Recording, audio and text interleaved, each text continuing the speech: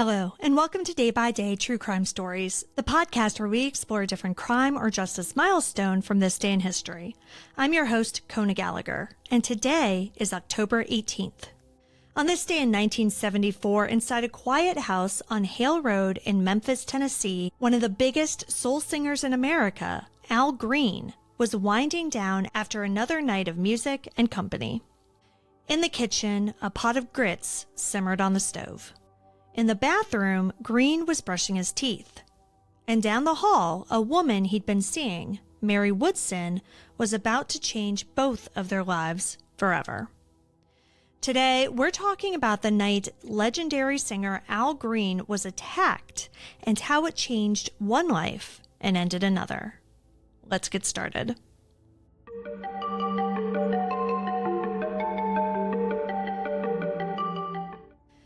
By the fall of 1974, Al Green was at his peak.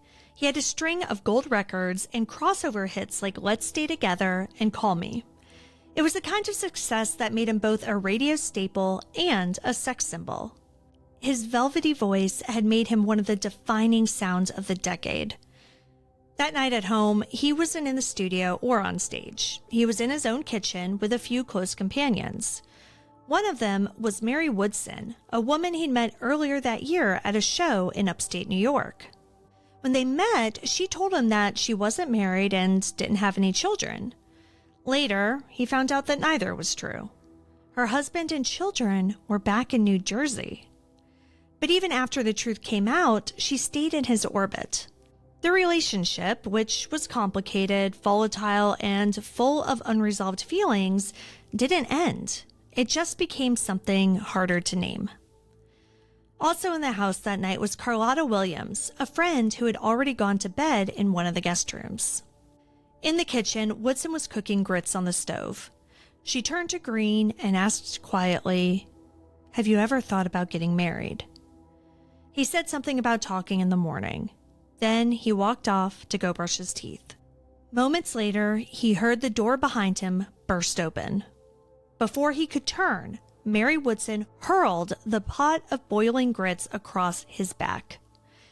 The pain was instant and indescribable. Green screamed.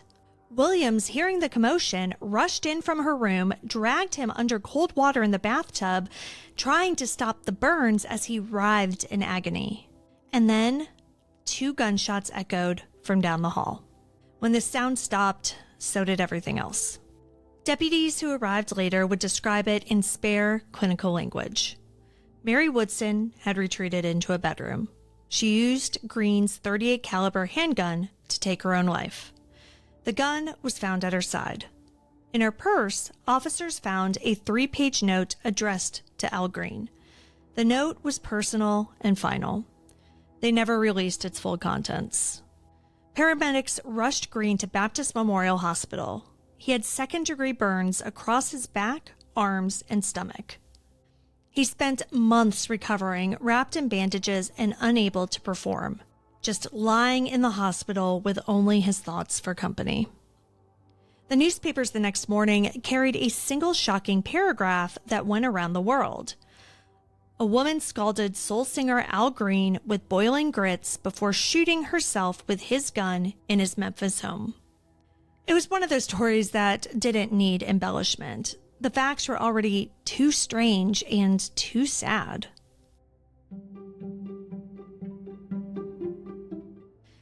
In the public imagination, Mary Woodson's name became a grim footnote attached to a superstar. But the truth, like most truths, was more complicated.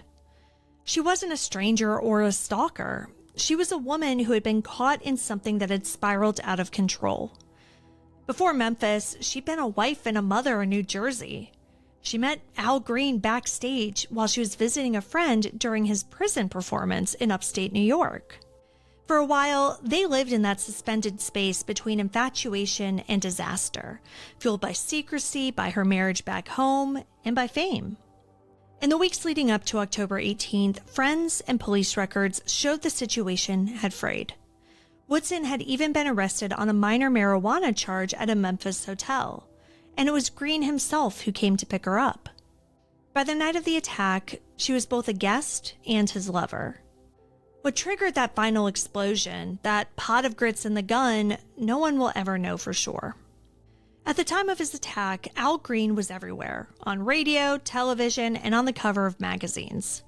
He'd sold millions of records and was being hailed as the heir to Sam Cooke, the man who blended the sacred and the sensual into something that sounded like salvation and sin all at once. And then in one night, that duality turned literal. The house where he'd written love songs became a crime scene. His skin, once described in glowing profile pieces as smooth as silk, was covered in burns. In interviews afterward, he spoke less about the pain and more about what the pain meant. He began reading the Bible constantly. He started asking himself why he'd been spared and what he was supposed to do next.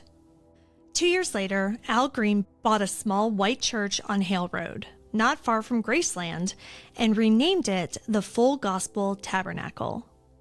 By 1976, he was not just singing gospel, he was preaching it. Sunday mornings became electric, his sermons folding into song.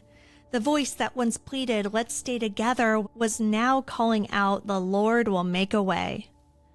He said that the attack and the months of recovery that followed were what finally pushed him toward ministry.